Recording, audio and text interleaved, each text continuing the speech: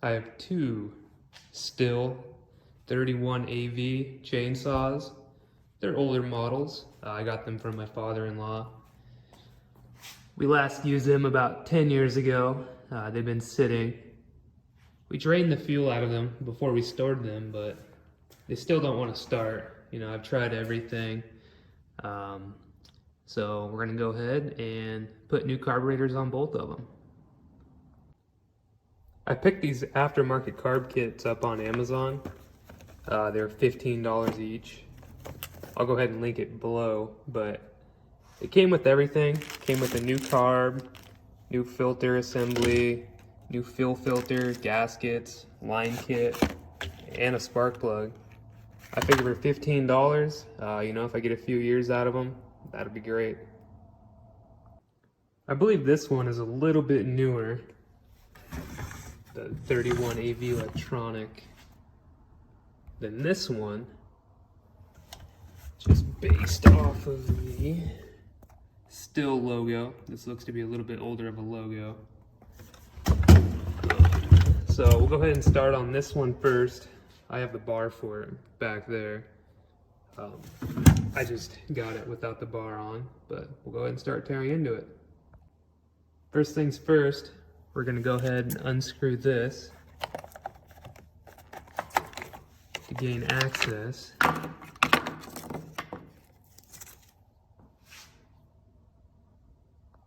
As you can see, the carb is right in there. Looks like we gotta remove these two. It looks like a big flathead screwdriver. Yep. We'll go ahead and unscrew both of these.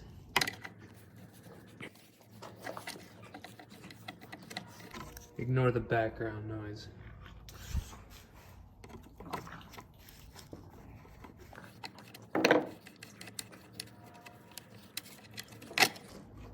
I'll just pull out, that's your filter assembly, air filter. Now you have access to your carburetor. I'll go ahead and get a wrench and start taking these two nuts off.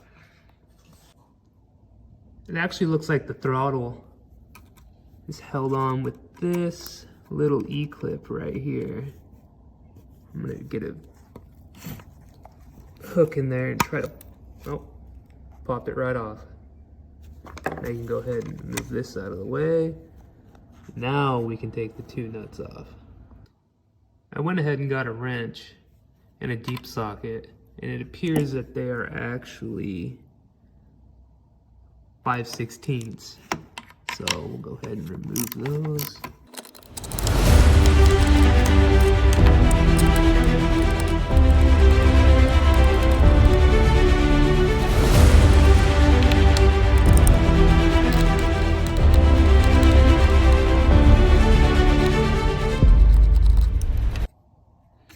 Now this assembly, the carb, should just pull off.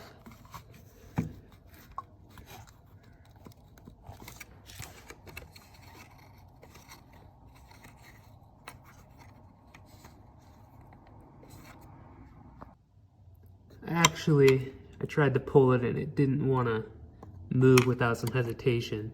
So I went ahead and popped this, put a little flathead screwdriver in right there, and then went and pulled the carb.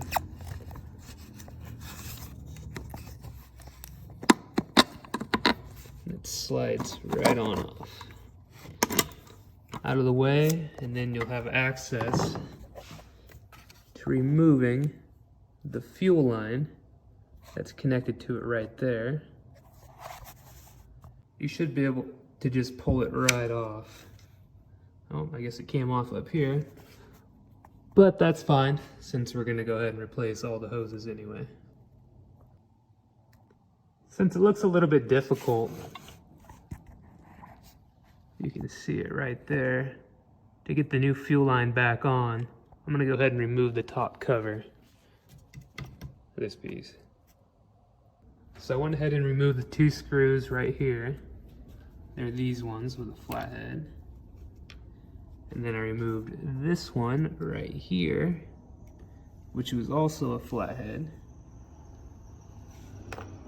Now it looks like I need to separate the handle from the cover.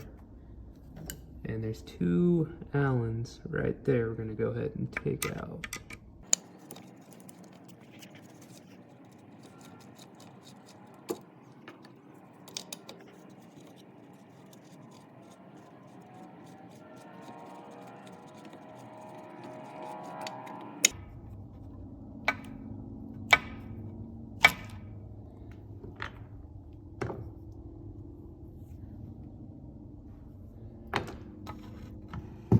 Looks like there's this one under here also holding it on.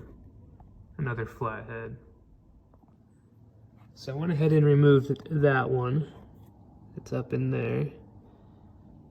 The only thing left, it looks like, is these 2 on each side. They're also flathead. Looks like my bushings are actually shot. So I'll go ahead and replace those at a later date. This piece, the black piece with the throttle lock on top, I'm guessing it just snaps in. Mine was just taped into place. So I just went ahead and removed the tape. And this thing just kind of fell off. So, like I said, I'll go ahead and remove these 2 and we'll go from there. Went ahead and removed these 2 flathead screws down here that hold the remaining plastic piece on. Now this should just separate.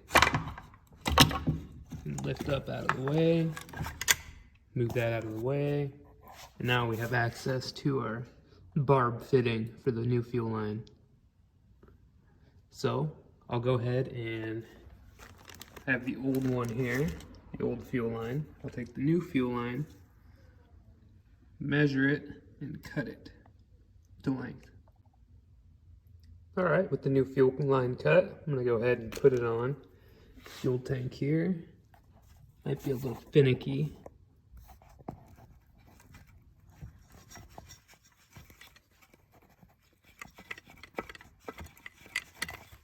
Work your way all the way up to the top. And there we have it. Now we can go ahead and put everything back together. So I went ahead and attached the top cover back on. Again, 2 flathead screws down here. There's the 1 in there. 2 on the outside. This one up here. This is the only one that is different. It has a little bit of a spacer on it in case you get them mixed up. And then the handle, which is held on by 2 different Allens. So I went ahead and slipped the gasket on. And I'm going to go ahead and place the new carburetor on. Remember, it goes this way. That barbed fitting goes in that. So I'm going to go ahead and actually hook up the fuel line first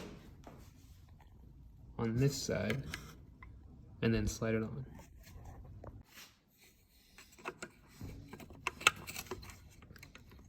Kind of have to line that up, and then you can go ahead and just push until it seats in there. Once that's seated, I just grabbed a little screwdriver and kind of pulled it onto it, and it sat on. I'm gonna go ahead and put the 2 nuts on that hold it. Actually, first, can't forget the gasket. So I'll put the gasket on, the 2 nuts, and then hook up the throttle. Right there, it just sits on there.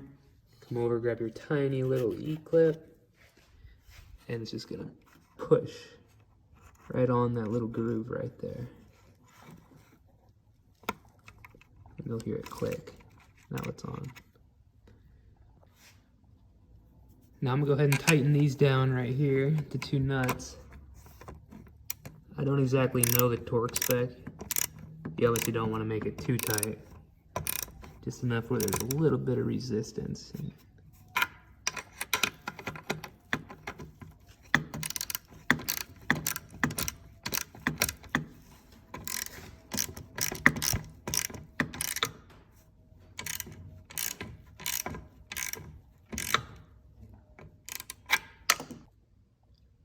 Now I'm going to put the air filter assembly on.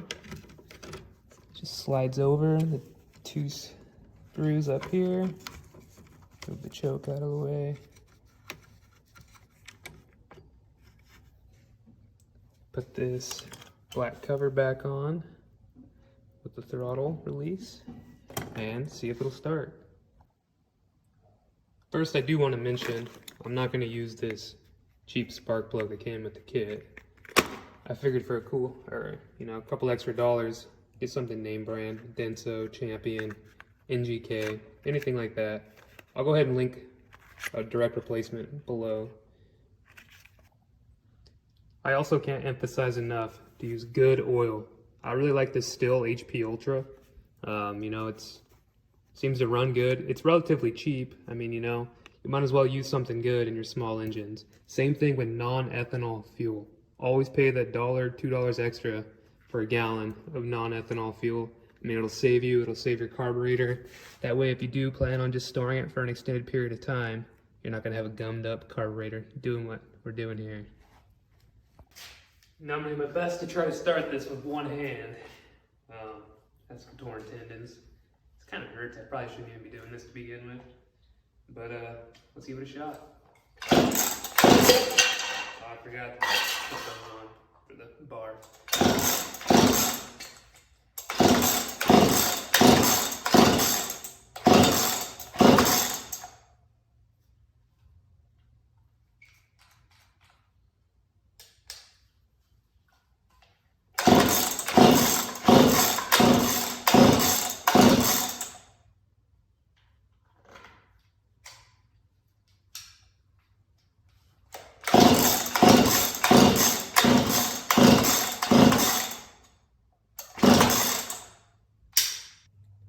So as you can tell, it didn't start in 4 or 5 pulls. I went ahead and figured out that it was right here. This, watch, it controls your idle. So you tighten it, it increases the throttle, and counterclockwise decreases it. And I guess the throttle was all the way down, or the idle. So I went ahead and cranked it up a little bit, and in the next video, you'll see it fire.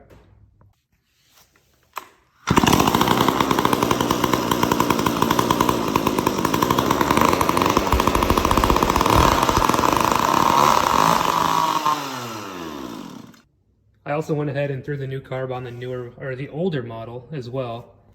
Since I didn't record this one, the entire process from start to finish took not even 10 minutes. Extremely fast, extremely easy, really straightforward. If you have any questions, feel free to ask me.